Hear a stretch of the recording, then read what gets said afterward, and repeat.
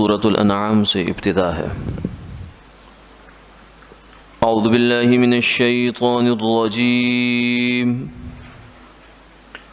بسم اللہ الرحمن الرحیم۔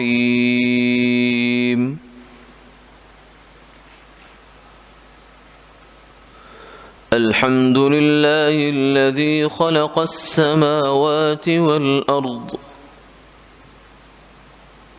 وجعل الظلمات والنور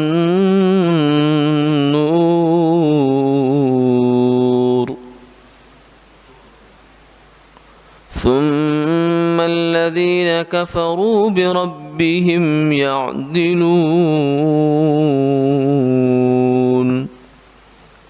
صدق اللہ العظیم۔ شروع اللہ کے نام سے جو بے حد مہربان نہایت رحم والا ہے۔ سب تعریفیں اللہ کے لیے ہیں جس نے پیدا کیے آسمان اور زمین اور بنائے اندھیرے اور روشنی، پھر بھی یہ کافر لوگ اپنے رب کے ساتھ اوروں کو برابر کرتے ہیں۔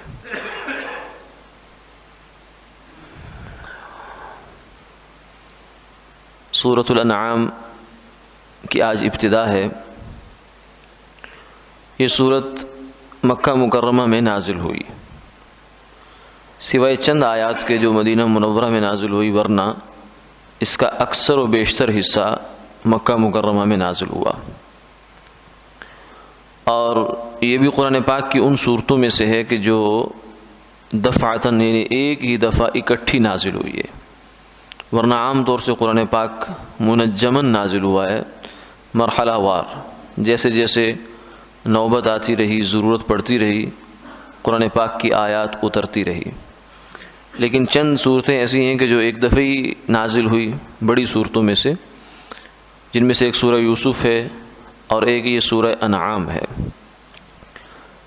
اور روایات میں یہ بھی آتا ہے کہ مکہ مکرمہ میں جب یہ نازل ہوئی تھی تو 70,000 فرشتہ اس صورت کو لے کر آپ صلی اللہ علیہ وسلم پر آیا تھا۔ یعنی اتنا بڑا اعزاز اس صورت کا ہے۔ اور اس صورت کی ایک دوسری اہمیت یہ ہے کہ اس میں اصول دین یعنی عقیدہ توحید، آخرت، حشر و نشر اور یہ جو بنیادی عقائد ہیں ان کا تذکرہ زیادہ ہے اور انہی پر زور دیا گیا۔ پھر چونکہ اس میں مشرکین مکہ کی جانوروں سے وابستہ، اپنے چوپایوں اور جانوروں سے وابستہ کچھ جو رسومات تھی ان کا بھی تذکرہ ہے، اس لیے اس کو سورہ انعام کہتے ہیں۔ انعام کا مطلب ہوتا ہے چوپائے، جانور۔ اس نسبت سے، اس مناسبت سے اس سورت کو سورہ انعام بھی کہا جاتا ہے۔ اس کی ابتدا انہی الفاظ سے ہے جن الفاظ سے سورہ فاتحہ کی ابتدا ہے۔ 5 صورتیں ایسی ہیں کہ جن کی ابتدا الحمد سے ہے۔ سورہ فاتحہ بھی ہے اور یہ سورہ انعام ہے، پھر سورہ کہف کی بھی الحمدللہ سے ابتدا ہے۔ اسی طریقے سے آگے بھی کچھ صورتوں کی اسی طریقے سے ابتدا ہے۔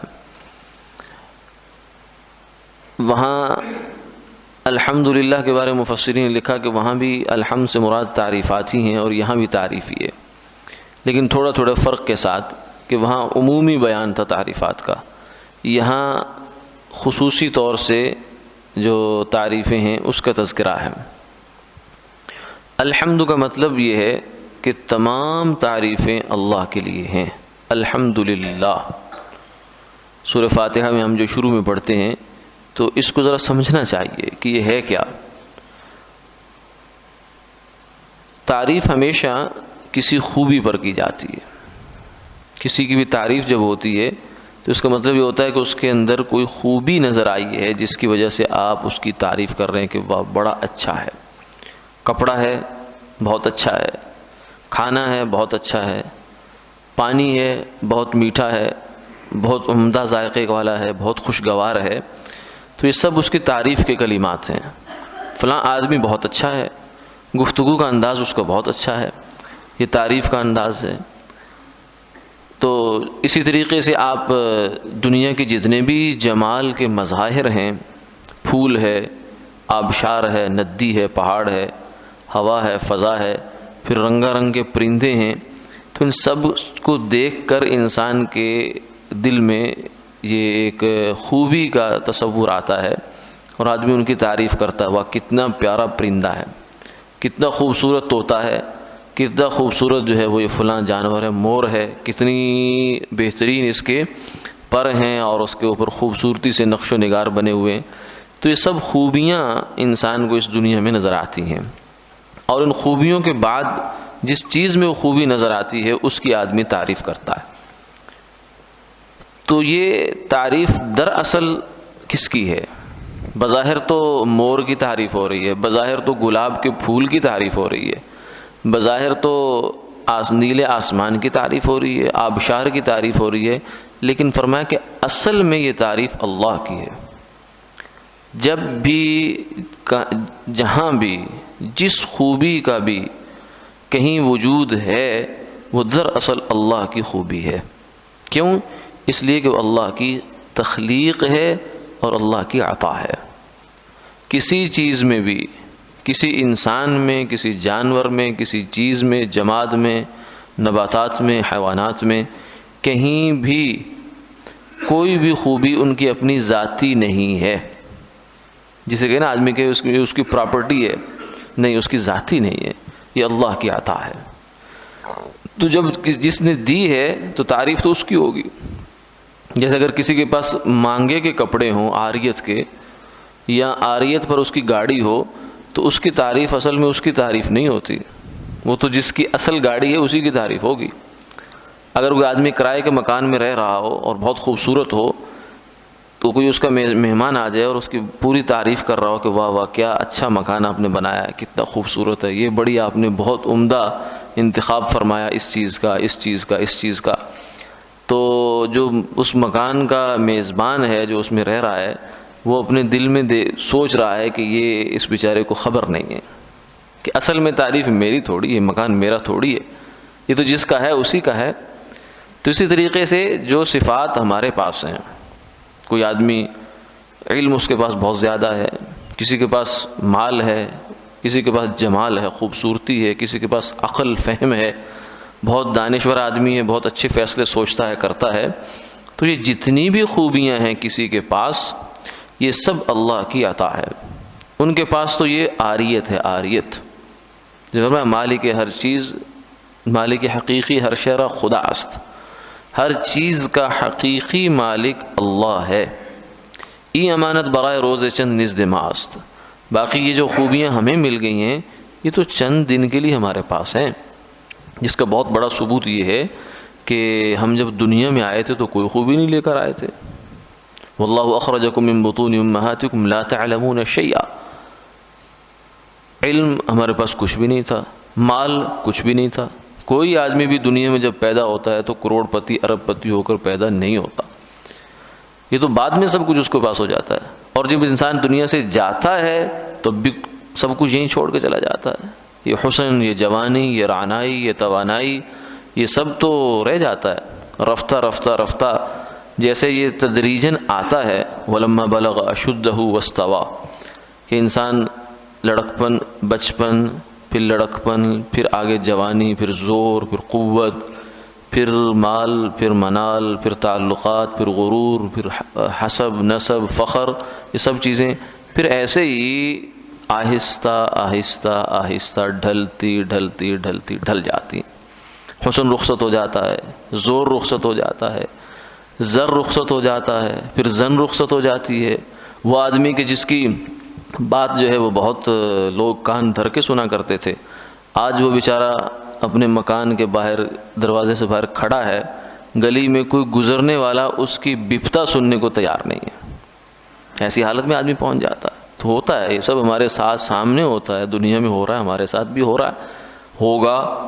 تو اس سب سے پتہ چلتا ہے کہ یہ جو کچھ بھی ہمارے پاس ہے ہمارا نہیں ہے، یہ کسی اور کا دیا ہوا ہے۔ فتبارک اللہ احسن الخالقین، مال اسی کا دیا ہوا، علم اسی کا دیا ہوا، جمال اسی کا دیا ہوا، کمال اسی کا دیا ہوا۔ تو جب ہمارا نہیں ہے تو کوئی اگر ہماری تعریف کر رہا ہے تو اصل میں ہماری نہیں کر رہا. اسی لیے ایک اللہ والے جو تھے وہ کہنے لگے، جب ان کی کوئی تعریف کرتا تھا تو کہتے تھے انا عبد الستار، میں تو ستار کا بندہ ہوں. یعنی بندے کی تعریف اصل میں رب کی ستاری کی تعریف ہے. جب کوئی آدمی کسی کی تعریف کر رہا ہے تو اصل یہ ہے کہ اللہ تعالیٰ نے اس بندے کے عیوب پر پردہ ڈال رکھا ہے اور لوگوں کے دلوں میں حسن ظن ڈال رکھا ہے، جس کی وجہ سے لوگ اس کی تعریف کر رہے ہیں. اگر اس کے صحیح کرتوت سامنے آ جائیں لوگوں کے تو کوئی اس کو جوتا مارنے کے لیے بھی تیار نہ ہو. انسان یہ سوچے. تو اس لیے جب کوئی کسی کی تعریف کرتے ہیں، جناب آپ بہت اچھے ہیں، یہ ہیں وہ ہیں، تو اس سے آدمی کو پھولنے کی ضرورت نہیں ہوتی، جھکنے کی ضرورت ہے. اللہ تعالیٰ کے حضور جھک جائے، یا اللہ تیرا کرم ہے، تیرا کرم ہے کہ تو نے پردے بنا رکھے، اللہ ان پردوں کو رکھنا اور ان پردوں کو کبھی بھی یا اللہ ہم سے ہٹانا نہ. اللہم لا تہتک عنا سترک، حدیث پاک کے الفاظ کہ یا اللہ ہم سے اپنا پردہ کبھی بھی فاش نہ کرنا. جیسے پردہ داری تو نے دنیا میں فرمائی ہے، یا اللہ آخرت میں بھی ایسے ہی پردے رکھ لینا. یہ دعا مانگنی چاہیے، اس کی ترغیب آئی ہے. تو یہ اصل میں پردہ کیوں مانگ رہے ہیں ہم؟ اگر ہم بہت اچھے ہیں تو پھر پردہ مانگنے کی کیا ضرورت ہے؟ اس لیے کہ ہر انسان جانتا ہے کہ میں کتنا گناہوں سے بھرا پڑا ہوں. تو اس لیے تعریف کیا ہوئی؟ تعریف تو اسی ذات کی ہے جو خوبیوں کا مجموعہ ہے، جو کمالات کا جامع ہے، جو صفات کی جامع ہستی ہے، اور وہ صرف صفات کمال کی جامع ہستی وحدہ لا شریک ہے. تو اس لیے الحمدللہ میں سب کچھ ہے. ال کا مطلب ہے تمام کی تمام تعریفیں. الحمد تعریف للہ، اللہ ہی کے لیے ہیں. فللہ الحمد، اللہ ہی کے لیے تعریفیں ہیں. تو اس لیے جب بھی کسی کی تعریف ہوگی تو چاہے آپ اللہ کی براہ راست تعریف کریں کہ یا اللہ آپ سمیع ہیں، آپ قریب ہیں، آپ مجیب ہیں، آپ عفو ہیں، غفور ہیں. یہ اللہ کے جو نام ہیں، صفاتی نام، یہ اللہ کی تعریفیں ہی ہیں. وَلِلَّهِ الْأَسْمَاءُ الْحُسْنَى فَادْعُوهُ بِهَا. اللہ کے لیے فرمایا بڑے پیارے پیارے نام ہیں، انہی ناموں سے اللہ کو پکارا کرو. یا آپ کسی مخلوق کی بھی تعریف کر رہے ہیں تو بالواسطہ آپ اللہ کی تعریف کر رہے ہیں. بالواسطہ اصل میں انسان اللہ ہی کی تعریف کر رہا ہے. جیسا کہ عاریت کے مکان میں رہنے والا اس بات کو خوبی سمجھتا ہے کہ میں اس کا مالک نہیں ہوں. اگر اس کی تعریف ہے تو مالک کی تعریف ہو رہی ہے، بنانے والے کی تعریف ہے. ایسے ہی حسن کا خالق بھی وہی ہے، مال کا دینے والا بھی وہی ہے، اور جمال کا دینے والا بھی، کمال کا دینے والا بھی وہی ہے. تو تعریف بندے کی نہیں ہے، تعریف رب کی ہے. اس لیے کہتے ہیں تعریف تو رب کی ہے، بندے کی کیا تعریف. کہتے ہیں آپ کی کیا تعریف ہے، ہماری کیا تعریف ہے. تعریف تو رب کی ہے. الذی خلق السماوات والارض، وہ اللہ جس نے زمین پیدا کی، آسمان پیدا کی، یعنی یہ کائنات پوری، کیونکہ زمین و آسمان جو ہے یہی پوری کائنات ہے. اور پھر خاص طور سے اس میں یہ فرمایا وجعل الظلمات والنور، اس میں اندھیرے بھی بنائے اور روشنی بھی بنائی. یہ اندھیروں کا بنانے والا، روشنیوں کا بنانے والا یہ بھی اللہ ہی ہے. یعنی یہ اندھیرا اور روشنی یہ ہماری اسی کائنات کی ایک چیز ہے جس میں ہم رہ رہے ہوتے ہیں.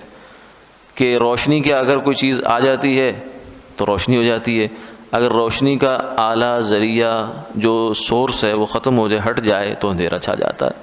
ہم صبح و شام اس کو دیکھتے ہیں، سورج نکلتا ہے تو روشنی پھیل جاتی ہے، اور جو سورج مغرب میں غروب ہونا شروع ہوتا ہے تو روشنی آہستہ آہستہ ختم ہوتی چلی جاتی ہے اور اندھیرے آ جاتے ہیں.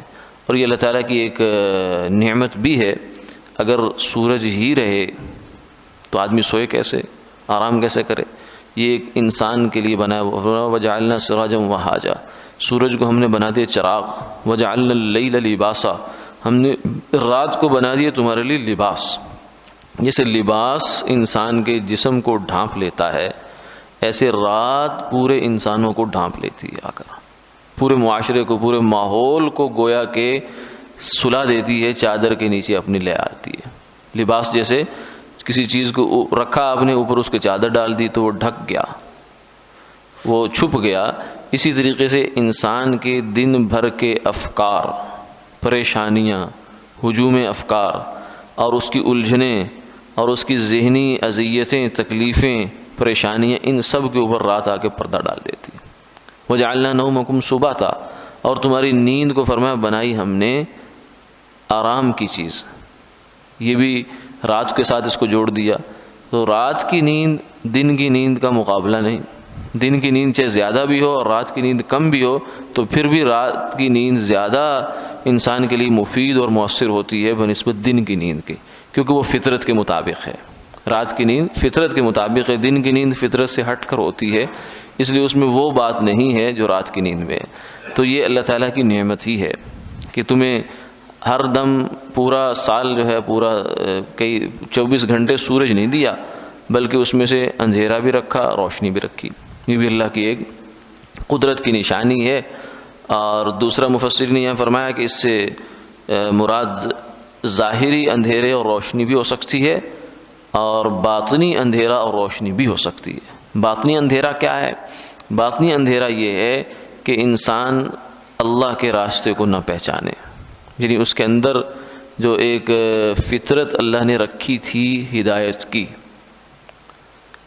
کی جو فطرت اللہ نے رکھی تھی عہد الست کی صورت میں، وہ راہ راست پر چلنے کے لیے صلاحیت اس میں موجود تھی، لیکن بعد میں ماحول میں آ کر اس نے اپنی صلاحیت کو بگاڑ دیا. تو یہ ایسے ہی ہے جیسے کسی آدمی کو پیدائشی طور پہ آنکھ ملی ہو لیکن وہ اس آنکھ کو پھوڑ ڈالے اور اس کے اندر ایسی کوئی چیز ڈال دے جس سے آنکھ کی بینائی جاتی رہے. تو ایسی دل کی بھی ایک آنکھ ہوتی ہے جو صحیح راستے کو پہچانتی ہے، سیدھے راستے پر چلنا چاہتی ہے. اگر یہ آنکھ بند ہو جائے اور خراب ہو جائے تو آدمی پھر صحیح راستے کے امتیاز سے اور پہچان سے یکسر محروم ہو جاتا ہے. تو اس لیے وہ پھر اندھیروں میں ٹامک ٹوئیاں مارتا ہے.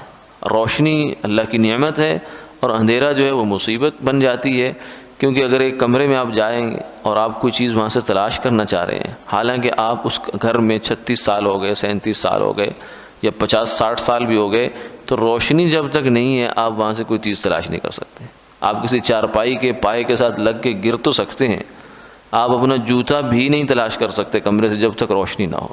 تو اتنی چھوٹی سی جگہ اور چھوٹا سا مقام جس میں آپ کی شناسائی برسہ برس کی ہے، وہاں اگر ظاہری بلب اور روشنی کے بغیر آپ چیز تلاش نہیں کر سکتے تو یہ زندگی کا اتنا بڑا میدان اور اتنا بڑا کھیل، اس میں انسان اللہ کی لائی ہوئی ہدایت اور اس کے نبیوں کی لائی ہوئی تعلیمات کے بغیر اپنی کامیابی کا سفر کیسے طے کر سکتا ہے؟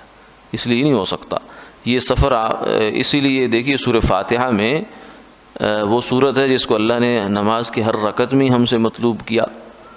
اس میں ایک ہی دعا ہے جو مرکزی بات ہے، وہ ہے اہدنا الصراط المستقیم. باقی تو تمہید ہے جو مقصودی بات ہے. جیسے ہم کسی کو لیٹر لکھتے ہیں، خط لکھتے ہیں، درخواست لکھتے ہیں تو اس کے شروع میں کچھ تمہیدی جملے ہوتے ہیں، آخر میں کچھ اختتامی جملے ہوتے ہیں، لیکن جو اصل مدعا اور مقصود ہوتا ہے وہ بیچ میں ہوتا ہے، جو عرضی گزارتا ہے. تو یہ عرضی ہے اصل میں. اس عرضی میں ہم اللہ سے مانگتے کہ اہدنا الصراط المستقیم، اے اللہ ہمیں سیدھی راہ دکھا دے. ہر نماز کی ہر رکعت میں یہ دعا اس لیے مانگی جاتی ہے کہ اس کی بہت ضرورت ہے، ورنہ اگر یہ سیدھی راہ خدا نہ دکھائے آدمی کو تو آدمی ایسے ہی بھٹکتا ہے جیسے بھٹکنے والے بھٹک رہے ہیں، حتیٰ کہ خود خدا کے بارے میں ابہامات کا انسان شکار ہو جاتا ہے. یہودی وہ شکار ہوئے، عیسائی اللہ تعالیٰ کے بارے میں شکار ہو گئے، اور حتیٰ کہ ہندو جو ہیں وہ انہوں نے کتنے کروڑ خدا کا تصور بنا لیا. یعنی خدا ان کے جو ہاں ہندوؤں کے ہاں اللہ تعالیٰ کے لیے جو خدا کے لیے بتوں کی تعداد ہے وہ 33 کروڑ بعض حضرات نے کہا. یعنی ہندوؤں کے جو دیوی دیوتا اور یہ وہ فلاں 33 کروڑ کے قریب ان کی تعداد ہے جو انہوں نے گھڑ رکھے ہیں. حالانکہ خدا اللہ اور اس کی وحدانیت یہ بالکل بنیادی چیز تھی، بہت بنیادی، بالکل پہلا تقاضا انسان سے. حتیٰ کہ بعض حضرات نے تو یوں بھی فرمایا کہ اگر کوئی نبی دنیا میں نہ بھی آتا تو توحید کا انسان کو قائل ہونا پڑتا. پھر بھی کیوں؟ اس لیے کہ اس کائنات کی جو دلائل ہیں، آفاق کے دلائل، یہ اسے اس عقیدہ توحید کی دعوت دے رہے ہیں.